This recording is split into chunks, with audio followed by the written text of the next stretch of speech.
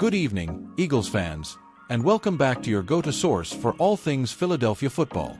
I'm your host, diving right into the heart of the NFC East where the birds are soaring, or at least trying to regain their altitude after a couple of tough hits. Picture this. It's mid-October, the leaves are turning that classic Philly green, and our Eagles are licking their wounds from back-to-back losses that have the offense looking more like a puzzle missing a few key pieces. But hold on, because head coach Nick Sirianni is standing firm, backing his offensive coordinator Kevin Patullo all the way as they gear up for a showdown with the Minnesota Vikings in Week 7. What does this mean for the team's trajectory? Stick around, because we're breaking it all down with the passion this city deserves. First off, let's set the scene. The Eagles, sitting at whatever their record is after these stumbles, remind me, folks, it's been a roller coaster since that electrifying Super Bowl run back in 2017, have just come off defeats that exposed some cracks in their high-flying offense. We're talking about a unit that's historically been a powerhouse under stars like quarterback Jalen Hurts, who's not just a dual-threat wizard but a leader who's rewritten the record books with his rushing touchdowns. Remember, Hurts burst onto the scene after being drafted in 2020, turning skeptics into believers with his poise under pressure. But lately, things haven't clicked. Passes dropping, runs stuffed at the line. It's the kind of slump that has fans chanting, "Fly Eagles fly," a little louder, hoping for that turnaround. The latest buzz comes straight from Sirianni's presser, where he shut down any talk of pointing fingers at Patullo. Yeah, like I said earlier, not in this sport is it ever on one person, Sirianni emphasized, and we're not in the business of assigning blame. We're in the business of finding solutions. Man, that's classic Sirianni, fiery, focused, and all about team unity. This guy's been at the helm since 2021, bringing a fresh energy to a franchise that's seen its share of ups and downs. Think about it. From the glory days of Reggie White sacking quarterbacks left and right in the 80s and 90s, to Brian Dawkins embodying that Philly toughness as the ultimate safety, weaponizing his hits like a human missile. Dawkins, or Weapon X as fans called him, was the heart of those defenses that made Lincoln Financial Field a fortress. And don't get me started on Donovan McNabb, the quarterback who led us to multiple NFC championships in the early 2000s, throwing bombs to Terrell Owens in that unforgettable era. But back to the present, Sirianni's not mincing words. After reviewing the tape from those losses, including that upset by the Giants that had sports analyst Albert Breer singing New York's praises, he made it clear, it's a team effort. As we watched the tape today, it was a little on everything, he said, and that's this game of team football. No one's getting thrown under the bus here, especially not Patullo, who's been crafting plays since joining the staff in 2021. Patullo's background is solid. Cut his teeth with the Colts under Frank Reich, learning how to blend run and pass schemes that keep defenses guessing. Yet, the Eagles' offense ranks near the bottom in yards per play this season, a far cry from last year's explosiveness when they averaged over 25 points a game. What's going on? Let's dive deeper. In-depth analysis time. Folks, grab your cheesesteak and settle in. The offensive line, anchored by the legendary Jason Kelce, who, by the way, retired after a Hall of Fame-worthy career but left a legacy of snapping the ball with precision and leading those iconic post-win speeches, has shown some vulnerabilities. Without him, the protection for Hurts has wavered, leading to hurried throws and stalled drives. Hurts himself? He's thrown for over 1,000 yards already, but his completion percentage is dipping below 65%, partly due to drops from receivers. A.J. Brown, that beast of a wideout acquired in a blockbuster trade in 2022, has been a highlight reel waiting to happen. Remember his one-handed grabs that echo the acrobatics of past greats like Harold Carmichael, the Eagles' all-time receiving yards leader from the 70s and 80s? But even Brown can't do it alone if the play calling isn't syncing up. Tactically, the Eagles have leaned heavily on the run game, with Saquon Barkley.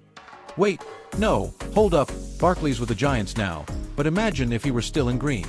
Actually, our backfield features guys like Kenneth Gainwell stepping up, but the yards after contact are down. Defensively, though, that's where Philly shines, with a line that harkens back to the gangrene days. Fletcher Cox may be gone, but Jordan Davis and Jalen Carter are monsters in the middle, stuffing runs and pressuring QBs. Injuries have played a role too. Key players nursing tweaks from those back-to-back games mean the bye week couldn't have come at a better time. Sirianni alluded to it, a mini-bye to self-scout, but he's keeping those insights under wraps. I know you'll ask them, hey, what were some of the things you found on the bye week? They're probably not going to tell you those things either, he quipped, channeling the wisdom of Bill Parcells on solutions over excuses. Statistically, let's crunch some numbers. Compared to their 2022 season, where they went 14-3 and marched to the Super Bowl, losing narrowly to the Chiefs, this year's start has echoes of 2023's mid-season slump. Back then, they dropped 5 of 6 late in the year, but rebounded with coaching tweaks. Rushing yards per game, down from 147 to around 120. Pass protection sacks allowed, up by 20%. But here's the silver lining. The Eagles' red zone efficiency remains top tier, converting over 60% into touchdowns.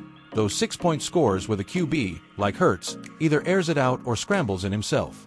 And defensively, they're holding opponents under 20 points on average, a nod to Vic Fangio's scheme, the defensive coordinator who's a wizard at zone coverages. Now, for a fun twist, imagine if we could grab a quick chat with some Eagles legends or current stars. Let's say I caught up with Brian Dawkins post-game, fictionally, of course. "Look, Philly fans, we've been through tougher times," Dawkins might growl in that intense voice. "Remember the miracle at the Meadowlands? Herm Edwards scooping that fumble in '78 for a touchdown win over the Giants? That's the spirit.